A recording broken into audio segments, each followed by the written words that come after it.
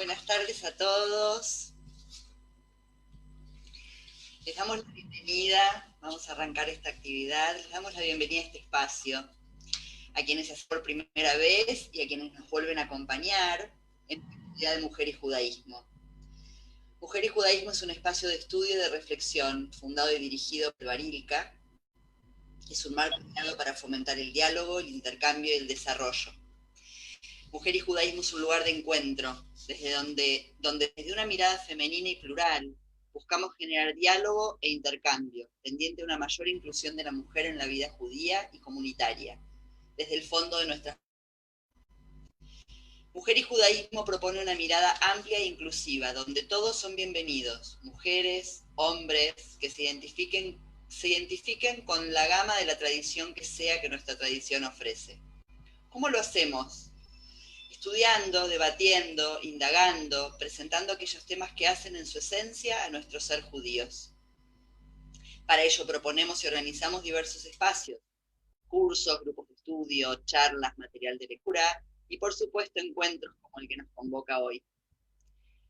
Queremos agradecer a Enlace Judío y a Daya, quienes están transmitiendo esta actividad en el día de hoy. Enlace Judío por el YouTube y la Daya por su página de Facebook. Y por supuesto, este encuentro también puede ser visto en nuestra página de Facebook de Mujer y Judaísmo. Así que sean todos muy bienvenidos. Lo que nos convoca hoy tiene que ver con el Día Internacional de la Lucha contra la Violencia de Género, que se conmemora cada año el 25 de noviembre, para denunciar la violencia que se ejerce sobre las mujeres en todo el mundo y reclamar políticas en todos los países para su erradicación. La violencia de género contra la mujer es ese esqueleto en el placar del que pocos hablan, pero que todos saben. Desde Mujer y Judaísmo consideramos imprescindible decir presente en este tema, darle visibilidad y generar conciencia. Para ello contamos con dos disertantes de lujo. Ethel Barilka, nuestra directora y fundadora, autora del libro Judaísmo en Femenino, graduada de la Universidad Hebrea de Jerusalén en Literatura Hebrea y Filosofía General, con una maestría en Judaísmo Contemporáneo de la misma universidad. Egresada de la Escuela de Abogacía Rabínica de Ortora Stone en Jerusalén. Tiene una amplia experiencia de educación formal y no formal a nivel internacional. Y Alicia Kaufman, doctora en Sociología, tanto en París como en Madrid, coach psicodinámica con especialización de género, becaria Fulbright en Yale, experta en género, organizaciones y salud. Autora de 28 libros publicados, entre ellos Mujer, Poder y Dinero, un éxito editorial, editado tanto en Madrid como en Buenos Aires. Alicia también escribió el prólogo del libro de... Los invito entonces a compartir este espacio, en el que tenderemos un puente entre nuestras fuentes judaicas y un tema de desgarradora actualidad, donde seguramente descubriremos una vez más que situaciones y circunstancias contemporáneas ya fueron contempladas por la sabiduría de nuestros maestros y de nuestros textos, hace cientos y miles de años.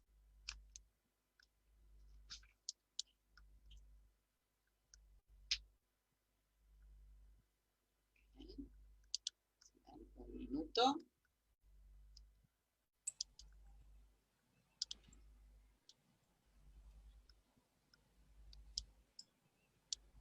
Es muy hermosa.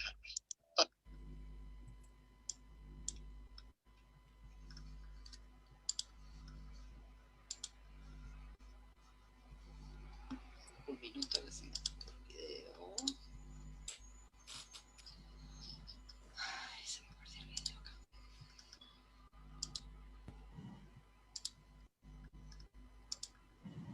Es muy hermosa. Parece un ángel. ¿Un ángel? ¡Ah! Es una mujer. Y todas son como el veneno. Tienen muchos remilgos. ¿Y qué es un remilgo? Ni idea, pero es malo. Y si dejáis que me quede, os limpiaré la casa. Fregaré, coseré y también cocinaré.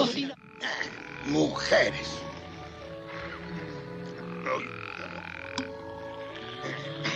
Son peores que un dolor de muelas.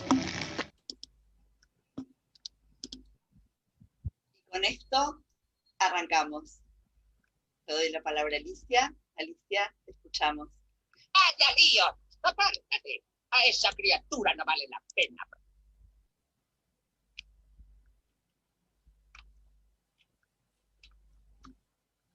Bueno, buenas noches a todos y a todas.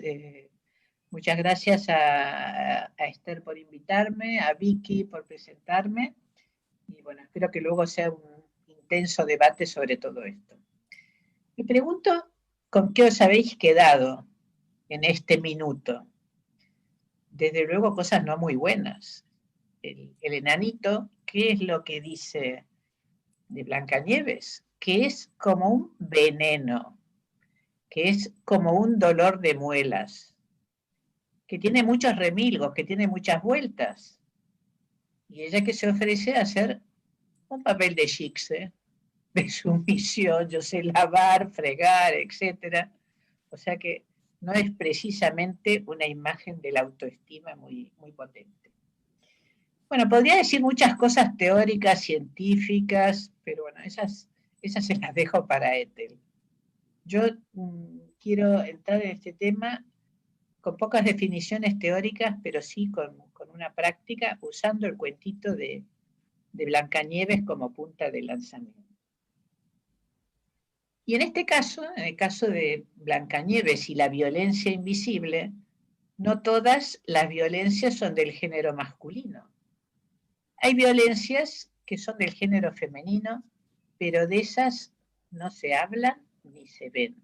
Están como muy ocultas. Y lo digo con conocimiento de causa, por pacientes de coaching que he tenido, que tenían muchos problemas, que en dibujos y en sueños aparecía una violencia muy fuerte, pero era muy difícil detectarla. Entonces, hay 5 tipos de violencia. La violencia económica, es decir, cuando la mujer no es independiente económicamente, y cuando es dependiente, como su pareja la puede hacer sufrir esto. La violencia social, que lo vemos sobre todo en los países árabes, no hace falta dar ningún comentario. La violencia sexual, es quizás la que aparece más en los medios por parte de los hombres, mujer maltratada, pegada, violada. La violencia física, y quizás la peor forma de violencia, que es la más invisible, que es la violencia psicológica. La violencia social ya es muy fuerte porque es el aislamiento, los celos, separarla de la familia, dejar a esa mujer sola y, digamos, bastante vulnerable, sola ante el peligro, sola ante sus miedos, sola con su vulnerabilidad. Y en este caso, la violencia psicológica, evidentemente, es un ataque brutal a la autoestima. Vayamos a lo que hemos visto de 1 minuto de película, que en 1 minuto se han hecho 4 descalificaciones. ¿Y quiénes han hecho las descalificaciones? Pues ha sido uno de los 7 enanitos. ¿Cuáles son los personajes principales en Blancanieves? Por una parte, la reina, la que ostenta el poder, que sería la madre, y por otra parte, los 7 enanitos. Sabemos que desde la lectura espiritual y en el judaísmo, el número 7 tiene muchos y diferentes significados. En este caso, ¿por qué enanitos? Porque son enanos emocionales. Y esto nos pasa mucho en la realidad. Hay muchos señores que son analfabetos emocionales. Puede ser que sean buenos proveedores materiales, pero son analfabetos emocionales. Entonces esta es la trama y estos son los personajes. La reina, los enanitos y Blancanieves. O sea, la historia, esto lo ha desarrollado de una forma muy interesante Bruno Bettelheim, que ha escrito un libro que salió en el 77 sobre el psicoanálisis de los cuentos de hadas, y él realmente desmenuza con bastante precisión la situación de Blancanieves. La situación de Blancanieves, básicamente la trama central, es que esa niña, Blancanieves, crece, y cuando la niña crece, la madre enloquece. ¿Y por qué enloquece? Porque envejece. Y eso es algo difícil de encajar, pero tanto por parte de las mujeres, que vemos muchas madres que se siguen disfrazando de adolescentes y que juegan a la seducción, pero también lo vemos en muchos padres que descalifican a sus hijos varones, que los hacen sentir unos inútiles, que se muestran que ellos son los todopoderosos, y van, en lugar de reforzar esa identidad, van rompiendo esa identidad que se está construyendo. Y no son pocos los casos que eso sucede, o sea, salvo que padre e hijo o madre e hija hagan una terapia y sean conscientes de que no aceptan envejecer, no aceptan la enfermedad, no aceptan la muerte, y quieren ser eternos adolescentes, y eso evidentemente no puede ser. ¿Cómo son eternos adolescentes? Pues machacando al hijo o machacando a la hija, descalificándolos por cosas que son propias de adolescentes y que son parte de su crecimiento. En el caso de Blancanieves, ¿qué es lo que vemos? Pues vemos esa madre que está permanentemente mirándose al espejo y preguntándole a ese espejo mágico qué ve, que cómo es ella, y esperando que del espejo le devuelva esa imagen maravillosa. Y esa imagen maravillosa en realidad es que tenemos una madre muy narcisista, muy egoísta, y a la única persona que quiere es a sí misma. Bueno, ese tipo de vínculos entre padre e hijos y entre madre e hijas, en el caso de las madres e hijas, es la rivalidad por el amor del padre, pero es un vínculo sumamente enloquecedor, porque hay una pelea, una situación de tensión, de conflicto permanente, y realmente esa situación no te permite avanzar. En el cuento aparece la figura del cazador, que, encargado por la madrastra, por la reina madre, debe matar a Blancanieves. En este caso, el cazador se apiada de Blancanieves, no la mata, pero la deja abandonada en el bosque, abandonada con toda su vulnerabilidad. Y claro, en esa situación sería como representando a los padres que no se implican, o sea, ven que algo está pasando, ven que los hijos están mal, o las madres que también ven una especie de maltrato, miran para el otro lado, hacen como que no se enteran, pero en realidad al no implicarse, la situación se va agravando y va deteriorando esa autoestima o esa posibilidad de crecimiento en los hijos. El cazador, a la vez, o el padre, debería ser la figura protectora, quien apoye a Blancanieves. Y la figura de los reyes, que aparecen mucho en los cuentos de hadas, en realidad aparecen como la figura de los padres, la figura de la autoridad. Lo que falta en todo este entramado, y hablando desde un punto de vista psicológico, sería un apego seguro, es decir, que esa persona, ese niño, ese adolescente, se sientan queridos, se sientan respetados, se les ayude a caminar, a crecer, sobre todo en un mundo tan convulso como el que estamos viviendo. Y entonces, ¿por qué yo insisto tanto en esto? La violencia invisible, porque nosotros lo que vemos en la prensa, en los diarios, han matado a tal, se han divorciado, han matado a los hijos, unas cosas totalmente enloquecidas y aberrantes que enjuiciamos porque son tan evidentes. Pero esta violencia invisible es tan mala o peor que la otra, y esa no se ve y esa no se detecta. Tengo unas cuantas pacientes que yo no podía entender por qué, avanzando racionalmente y progresando en su trabajo y enfrentándose con jefes corruptos y malas personas, seguían con una situación que no podían resolver de autoestima. Y cuando uno tiene ese tipo de padres o de madres sobre todo, y ya voy terminando, uno va buscando ese tipo de parejas. O sea, repites el maltrato del cual ni siquiera te das cuenta en la elección de pareja y vuelves a buscar un apego evitativo, un apego inseguro, un apego ambivalente porque en realidad no tienes conciencia de lo que está sucediendo. A la vez es un tema que tampoco se trae a la palestra, porque es un tema culturalmente tabú, o sea, este tipo de cosas no se cuestionan, el psicoanálisis tampoco lo cuestiona, o sea, cuestiona la figura, la fortaleza del padre, el narcisismo, pero esa figura en particular de la madre, pues es una cuestión intocable. Evidentemente esas madres también están tocadas, porque han tenido historias o infancias muy difíciles, cosas que no han llegado a resolver, y como no las han podido resolver, pues eso se proyecta sobre todo en las hijas mujeres. Entonces yo digo que eso es algo de lo que felicito a Ethel por traer el tema sobre la mesa, sobre el judaísmo, y creo que puede ser el inicio de un debate muy interesante para empezar a darse cuenta y que esas mujeres puedan tomar su autoridad, no desde una descripción, no, las mujeres no quieren el poder, no, las mujeres no quieren subir, eso es lo que se ve.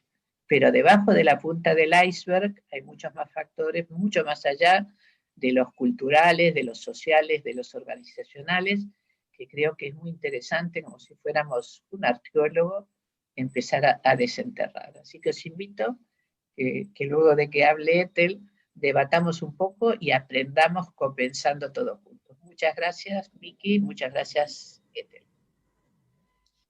Muchas gracias, Alicia.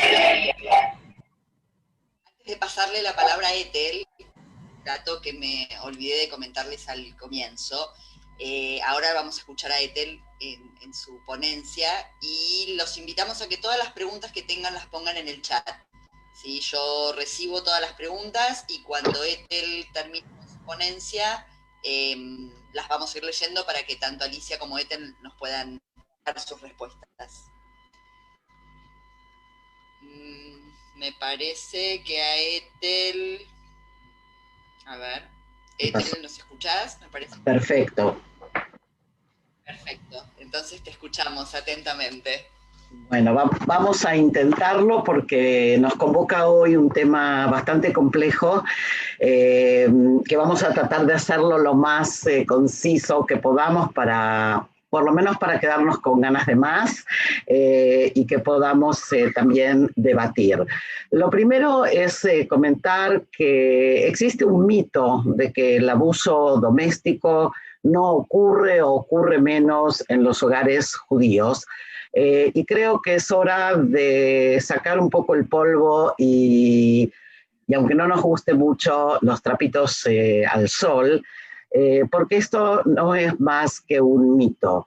La evidencia estadística es que también en los hogares judíos, también en las diferentes comunidades de la diáspora y también en Israel, la violencia doméstica es un hecho. A pesar de que los textos judíos históricamente prohíben de manera explícita todo lo que hoy, como vimos, Alicia puso dentro de unas categorías de diferentes clases de violencia, ya sea la violencia psicológica, la violencia física, la violencia económica.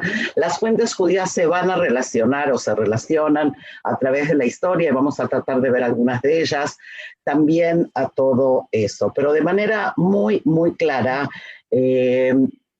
las fuentes más antiguas tratan básicamente dos áreas a las cuales quisiera referirme. Una que tiene que ver con la violencia física y otra que tiene que ver con todo lo que es el maltrato en lo psicológico, lo sexual y lo económico, pero todo muy mezclado, como enseguida vamos a ver.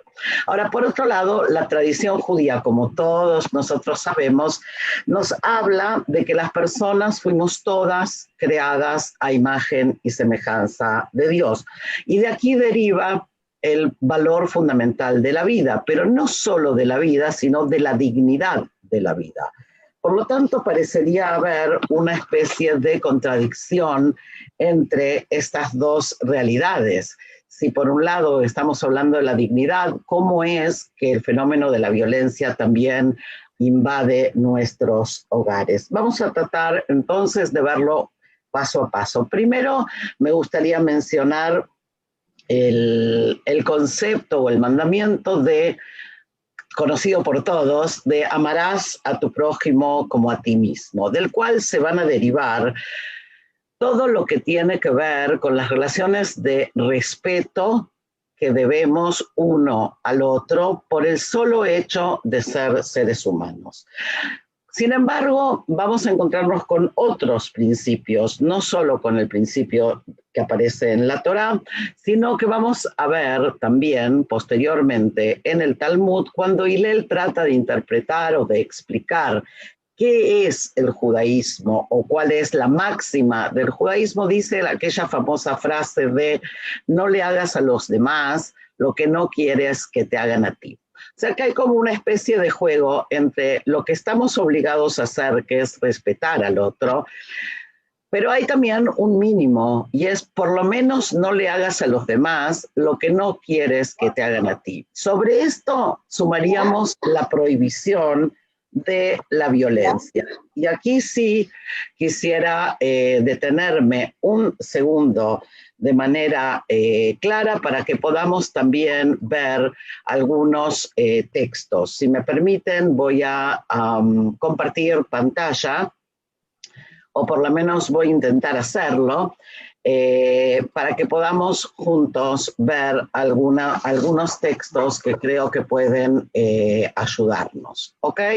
Lo que estamos viendo en la pantalla es un texto, espero que lo estén viendo, de el Shulchan Aruch, el código principal, podríamos decir, o la codificación principal de la ley judía, que dice muy claramente, tiene el hombre prohibido golpear, el hombre en términos genéricos, ¿sí? No el varón, tiene el hombre prohibido golpear a su prójimo, y si lo hace, transgrede la prohibición, ya que está escrito, pero no más, y si la Torá nos previene de golpear al malvado, más aún lo hará tratándose de un justo. Y quien levanta la mano para golpear a su prójimo, aun si no le ha pegado, es llamado malvado. Aquí aparece un concepto que tal vez suene raro a los oídos del siglo XXI, pero es el concepto de malvado. O sea, aquel que pega al otro o que agrede físicamente al otro está considerado un malvado. Ahora, malvado no es una calificación, una cualidad, como lo diríamos ahora, ay, qué mala que es la persona, sino que se refiere a una categoría legal. El malvado es aquel que transgrede. El malvado, ¿hay alguien, perdón, que tiene micrófono abierto?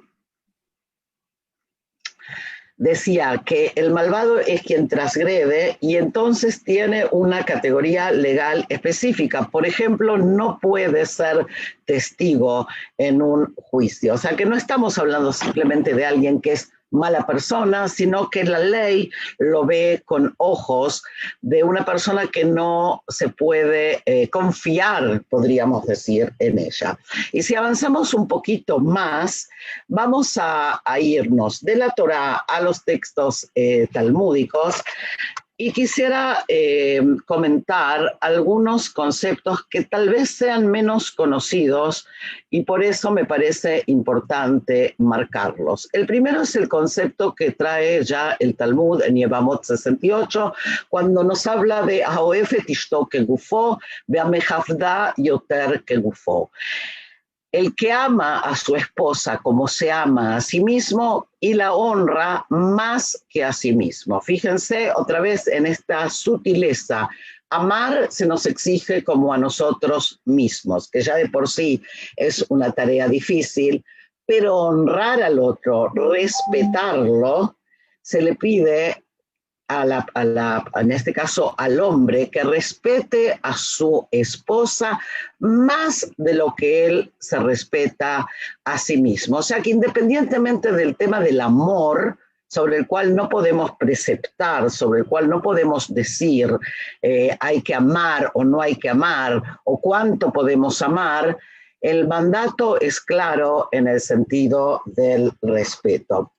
Y otra cosa muy interesante que podemos encontrar en el Talmud es otro concepto. Estos conceptos yo diría que son como lineamientos meta-alágicos que van a servirle después a los juristas para establecer la jurisprudencia en lo concreto.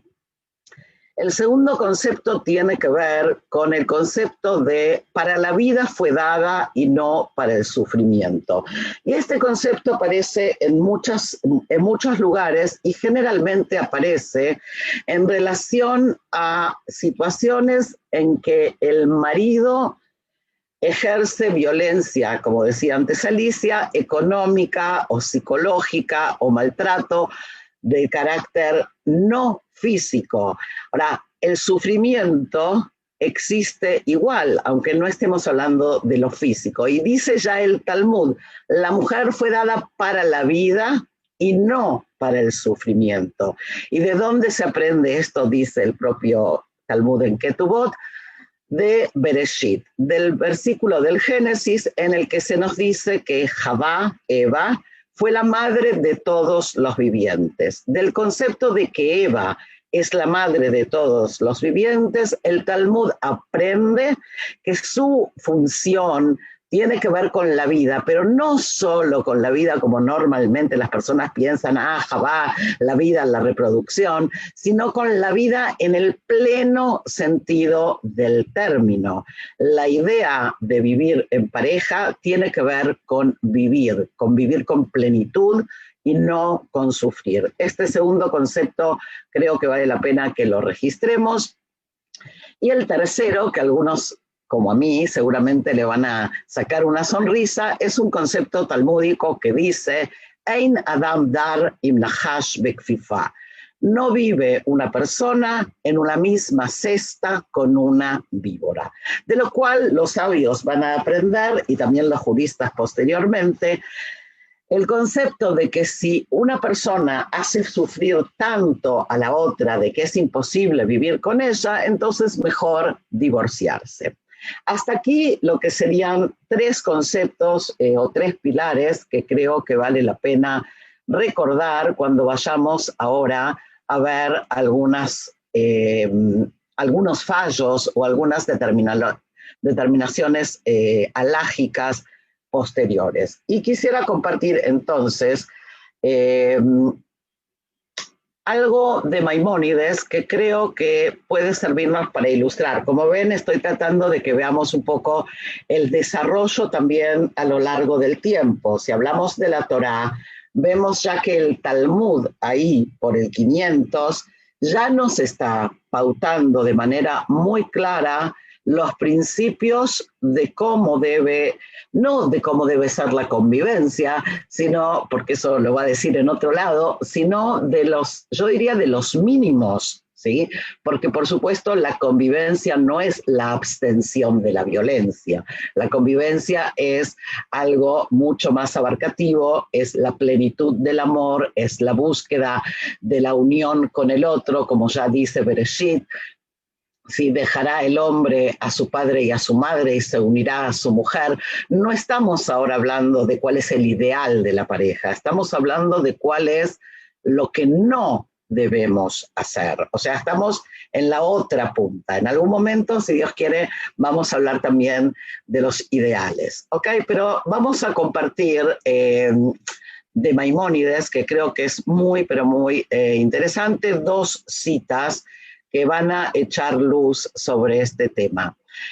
Una es una cita de Mishneh Torah, que la están viendo delante vuestro, y dice así: y así los sabios ordenaron que un hombre debe honrar a su esposa más de lo que se honra a sí mismo, que eso ya lo vimos en el Talmud, y amarla como se ama a sí mismo. Y si tiene dinero, dice Maimónides, debe aumentar sus beneficios de acuerdo con su riqueza. No debe intimidarla, debe hablar con ella suavemente y no debe entristecerla ni enojarla. Yo sé que a los ojos, o a los oídos, mejor dicho, del siglo XXI, esta cita puede sonar un poco rara, pero si nos ubicamos en el contexto del 1200, que es más o menos el momento en que Maimónides escribe, hay aquí algunas cosas muy interesantes. Lo primero, el tema psicológico, el tema de que no debe intimidarla, debe hablar con ella suavemente, que podemos interpretarlo positivo o negativamente, y no debe entristecerla ni enojarla. Y si tiene dinero, debe aumentar sus beneficios de acuerdo con su riqueza. Este concepto es fundamental en toda la halajá, porque es el concepto que en hebreo decimos olaimo velo yoredetimo. O sea, la mujer al casarse, si se casa con un hombre cuya posición económica es mayor a la que ella estaba acostumbrada en la casa de su padre, ubíquense ahí por el año 1000, 1200, debe subir su posición económica y no bajar. O sea, el hombre no puede o no podía decirle a la mujer, voy a mantenerte como te mantenías en el hogar de tus padres, sino que está obligado, según la norma, a ofrecerle mayor riqueza. Y esto tiene que ver con lo que hoy tratamos como maltrato, digamos, económico, ¿sí? O sea, aquel hombre que domina a la mujer a través de los bienes o a través de el dinero que es común, pero que no le brinda a la mujer, y eso pasa hasta el día de hoy. Yo sé que algunos deben estar levantando las cejas, pero déjenme recordarles que en España, hasta la caída de Franco, las mujeres no podían tener cuentas bancarias. Y eso no fue en el 1200, aunque sí fue en España, donde también Maimónides escribió, sino que fue 700 años después, hace muy, muy poquito. Así que vamos a, siempre que vemos la halajá, tratar de mantener las dimensiones y las proporciones históricas. Lo interesante para mí en esta fuente es cómo Maimónides incluye algo que va mucho más allá del tema de la violencia física, que es lo que normalmente nosotros tratamos. Pero, como tenemos poco tiempo, me doy un salto y vamos sí a hablar también de la violencia física, porque creo que nos guste o no nos guste, no podemos dejar de hablar de ello. Y cuando decimos violencia, lamentablemente a veces es como que estamos tan acostumbrados, nos parece tan natural y tan normal escuchar que un hombre golpeó a una mujer, que un hombre hace nada en Israel, la semana pasada hubo un caso de un hombre que atropelló a la mujer con el coche y luego se bajó del coche y la acuchilló. Entonces, ¿qué estado de enfermedad social, diría yo, ética y moral debe de tener esa sociedad para que acontezcan cosas así? Entonces, no podemos dejar de hablar de la violencia física, si bien es cierto que hay también otros tipos de violencia, pero normalmente están, como dije antes, entrelazadas. Como ya dijo el Shulchan Aruch en la primera fuente que vimos, la amenaza del golpe. O sea, malvado es no solo el que golpea, también el que amenaza a golpear. ¿Ok? Vamos a ver dos fuentes más. Vicky, tú me haces señas porque yo puedo hablar 3 horas también. ¿Ok? Quisiera ver 1 o 2 fuentes más que me parecen importantes. Estamos viendo aquí una responsa del Maram de Rothenberg, o sea que estamos más o menos paralelo a Maimónides, un poquito posterior, pero en otra zona de Europa. Y dice el Maram algo muy interesante. Esto es una respuesta a una pregunta, ¿ok?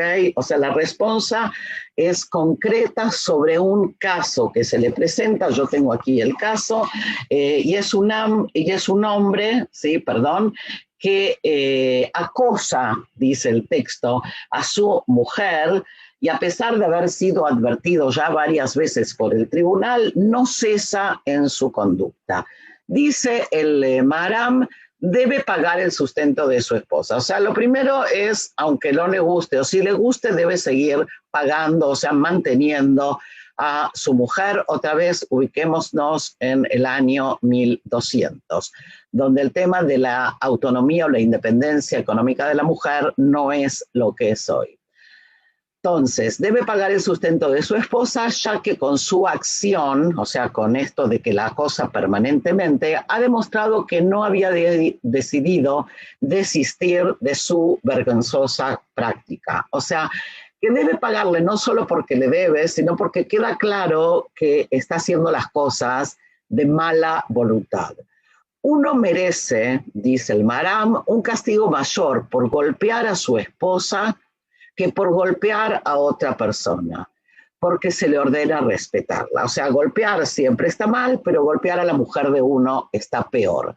Lejos de un judío hacer tal cosa, si se nos presentara un caso similar, o sea, si un caso así vendría a mi tribunal, dice el Maram, deberíamos apresurarnos a excomulgarlo, nada más y nada menos. Excomulgar, o sea, sacar a esa persona, hacerle un jerem, sacar a esa persona del contexto comunitario o imponerle lo que se llaman limitaciones, por ejemplo, que no pueda ir a la sinagoga, que no pueda ser llamado a la Torá, que no se haga comercio con él, etc. Por lo tanto, dictamina, Rabbi Paltoy Gaón dictamina que un esposo que constantemente pelea con su esposa debe eliminar las causas de tales disputas, o sea, debe tratar de no pelear si es posible, o de divorciarse y pagarle la ktubá si no es posible. Cuanto más debe ser castigado un marido que no solo riñe, sino que golpea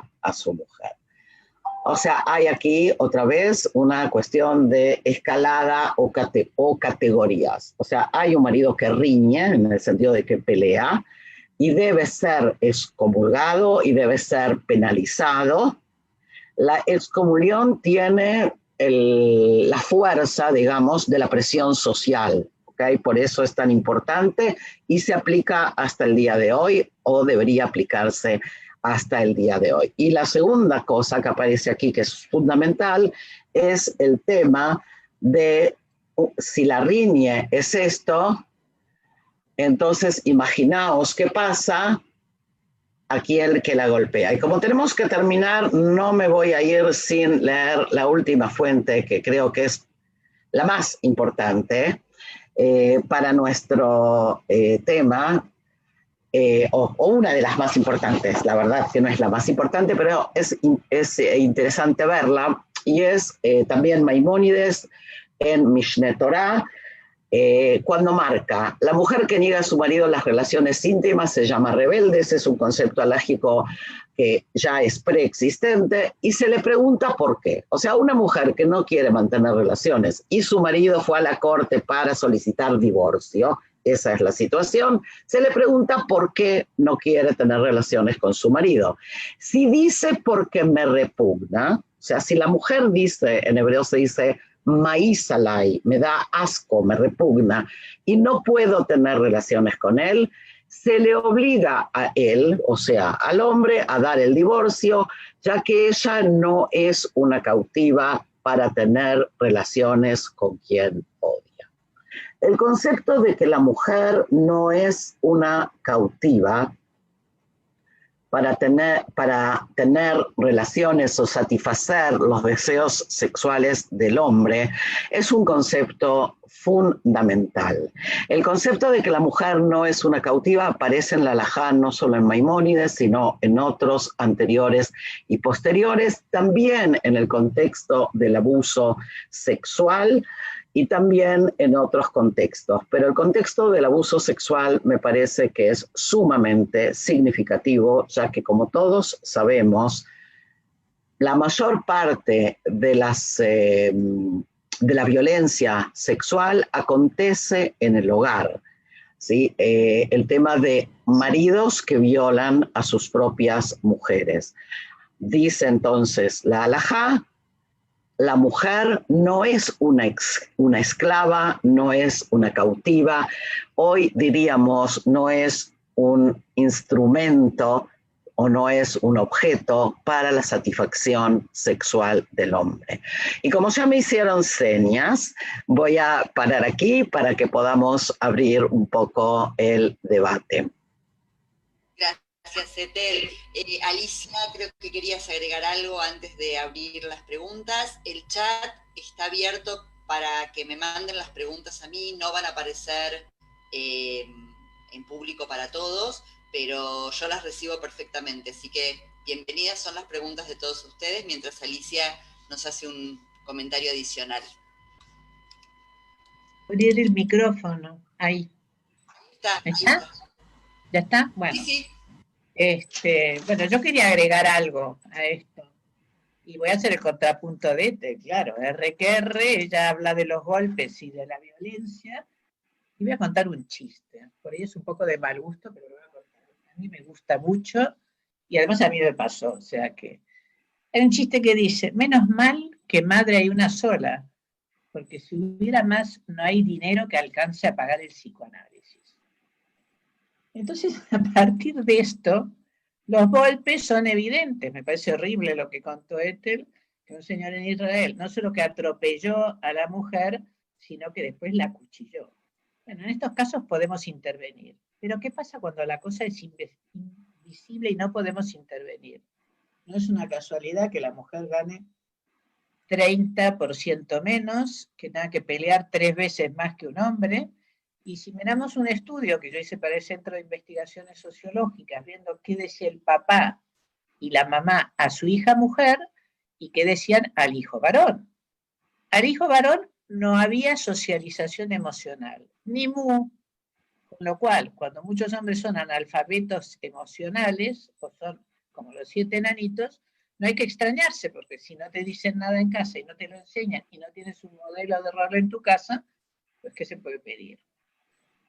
Y a las mujeres, en cambio, se les inculca más, y esto ha sido hace pocos años en Madrid, y yo creo que es generalizable, que sean buenas personas, que trabajen mucho. ¿De dónde viene este perfeccionismo de la mujer?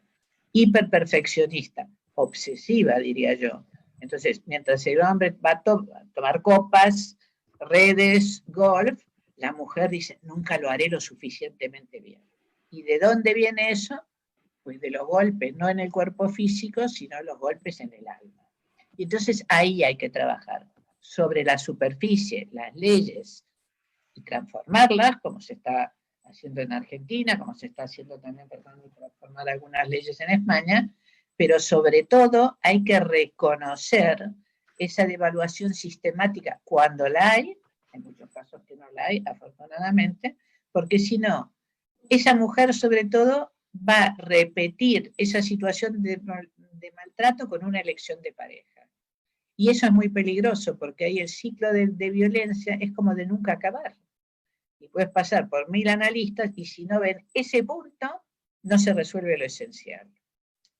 En el caso que os contaba, tomó una persona que después hizo una pareja, empezó en un ciclo de maltrato, y es que yo no lo podía entender. Le mandé a una especialista sobre estos temas, y el tema era que la madre rivalizaba enormemente con la hija, y cuando le decían, pero qué bonita es, y la madre creía que era para ella, y no, era para la hija. Y entonces le pegaba en la cara a la hija para que no se viera, y esa mujer, que era bellísima, nunca se hizo una limpieza de cutis.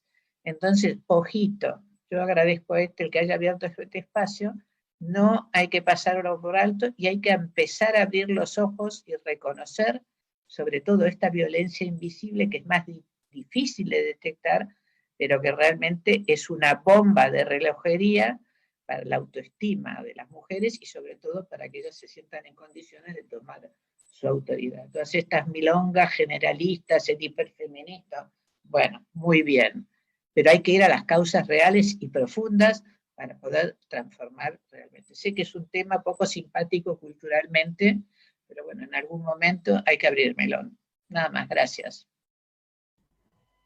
Gracias, Alicia. A ver, tengo acá una primera pregunta de Luli. ¿Cuál sería el proceso ¿Cuál sería el proceso que debe seguir una mujer para salir del maltrato doméstico dentro del judaísmo? ¿A quién se recurre?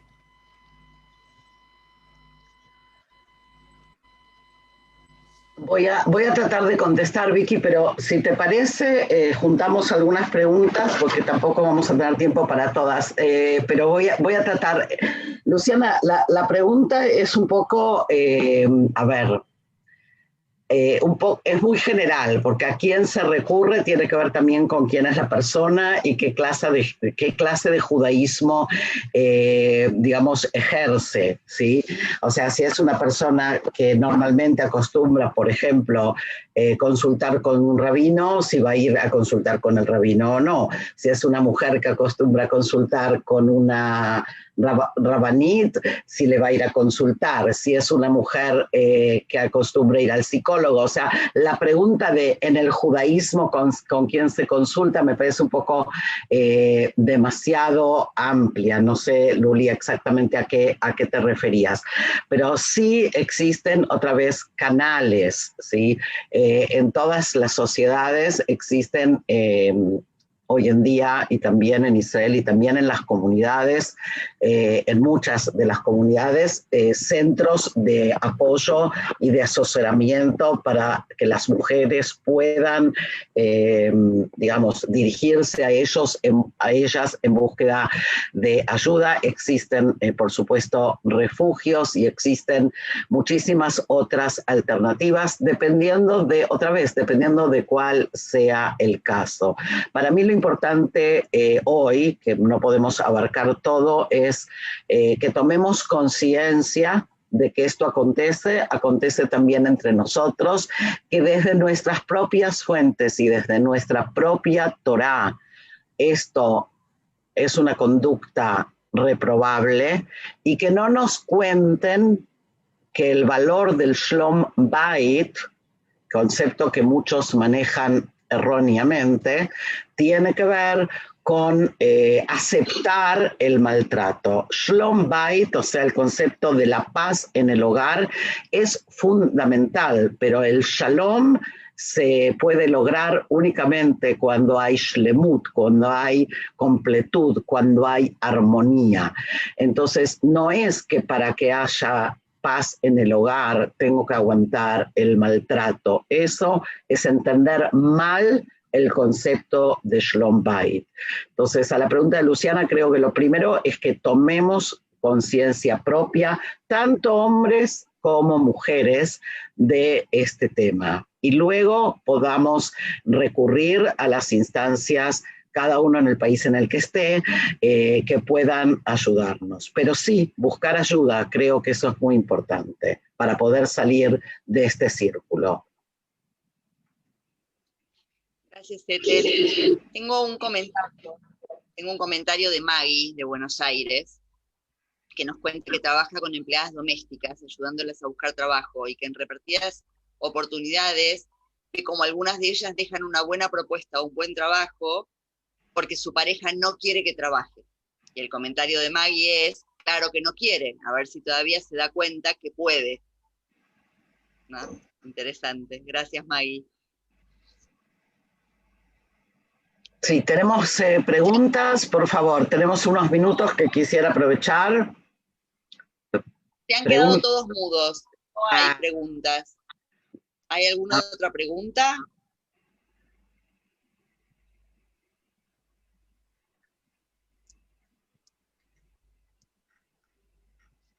Ok, entonces seguimos, ¿no? Si no hay más preguntas, entonces sí, por mi parte agradecer la participación de todos y en este tema tan interesante que evidentemente nos ha dejado mudos. Y Ethel, te doy la palabra nuevamente para darle cierre a esta actividad. Bueno, como tenemos unos minutos, quiero dos cosas más entonces decir, porque creo que es importante. Hablamos recién del tema de que la mujer no es un objeto para la satisfacción sexual del hombre, no en no en términos modernos y no en términos alágicos. Pero antes de despedirnos, hay dos cosas que quisiera marcar. Uno, que en este momento especial que el mundo está viviendo, que es el momento de la pandemia, sí vale la pena hablar más de este tema. Si alguno de ustedes entra al sitio de Mujer y Judaísmo, va a ver que subimos hoy una entrevista con la presidenta mundial de Bitso, y una de las cosas que ella marcaba era el aumento de los llamados, de las pniot, de la búsqueda de apoyo, ¿sí? Durante estos meses de pandemia ha subido en un 200% aquí en Israel, y me imagino, como dije al principio, que estos no son fenómenos aislados, sino que son fenómenos globales. El hecho de que las familias están viviendo juntas en una situación que mucha gente no vive en lo normal, ha aumentado también los nervios, ha aumentado la violencia y ha hecho con que algunas situaciones sean terriblemente difíciles. O sea, una mujer con hijos que tiene que estar en el hogar con su propio maltratador, por ejemplo, es una situación que no hay respiro, ¿sí? Me comentaba esta persona que se ha abierto, por ejemplo, un refugio para mujeres que tenían que estar en cuarentena con sus hijos para después poder ser trasladadas a los refugios normales, ¿sí? O sea que toda esta situación que estamos viviendo vale la pena también poner una luz roja y prestarle atención. Lo segundo, que para mí es fundamental, y por eso quiero agradecer a todos los hombres que están aquí presentes hoy. Este no es un tema de mujeres, este es un tema de todos. El tema de la violencia doméstica le atañe a hombres, a mujeres y a la familia en general. Hemos hablado de las mujeres, pero los niños son también los que sufren y son víctimas, ¿sí?, del abuso o de la violencia dentro del hogar. Y lo tercero, y sí, final, es el llamado al liderazgo espiritual, al liderazgo comunitario, a no perder de vista este tema. Yo suelo decir que si en las sinagogas se hablaría más de estas cosas, tal vez la situación sería diferente. Por eso, para cerrar, quisiera compartir con ustedes una plegaria que les invito a que la digan este Shabbat, teniendo en cuenta que esta semana marcamos el Día de Lucha contra la Violencia de Género, y es una plegaria por las hijas de Israel asesinadas por sus maridos, que fue escrita por la doctora Yael Levin. La pueden encontrar también si la quieren bajar para decirla en el sitio, pero permítanme cerrar con esto que creo que es muy emotivo para todos. Y dice así: sea tu voluntad, Señor nuestro Dios y Dios de nuestros padres, el Dios de Abraham, de Isaac y de Jacob, de Sará, Rivka, Rachel y Lea, que en tus manos están depositadas las almas de todos los seres y los espíritus de toda la carne. Sé por favor cercano a nuestra súplica cuando hoy elevemos nuestra petición ante ti. Fortaleza de todos los mundos para todas las mujeres que fueron asesinadas por sus parejas, que se levantaron contra ellas para matarlas. Dios, no calles, no ensordezcas, no permanezcas inmóvil. Anula esta enfermedad que se extendió entre nosotros, arruina el pensamiento de aquellos que intentan matar a sus parejas y que se cumpla en ellos el versículo del profeta Isaías: trazad un plan y será frustrado, proferid una palabra y no permanecerá, porque Dios está con nosotros. Tú, que no tienes ningún freno de poder, ayuda frente a los numerosos o a los pocos. El bien, pues no acaba tu misericordia. El misericordioso, pues no terminan tus gracias. Recuerda la memoria de las hijas de Israel que fueron asesinadas por sus parejas en todos los tiempos y en cada uno de los lugares. Concédeles nombre y lugar en tu casa y dentro de tus muros. Soberano de la paz, instala la paz entre los miembros de tu pueblo y prolonga la paz entre sus criaturas. Extiende sobre nosotros el amparo de tu paz y danos la oportunidad de ser como los alumnos de Aarón, amantes de la paz y perseguidores de la paz. El que favorece la plegaria de sus siervos, concede las peticiones de nuestros corazones para bien. Recibe la angustia de nuestras oraciones y responde a nuestras demandas. No nos dejes sin respuestas delante de ti, porque tú escuchas las plegarias del pueblo de Israel con misericordia. Bendito quien oye las plegarias. Ojalá y todos podamos este Shabbat hacer presente esto también en nuestras sinagogas. Nuestro ser judío así lo demanda, nuestra Torá así lo pide. Dijimos eso al principio. El valor de la vida no es solo de la vida en el sentido físico, sino de la dignidad de la vida humana. Y con esto, muchísimas gracias a todos los que han participado y bueno, nos vemos con otros temas la próxima vez. Gracias.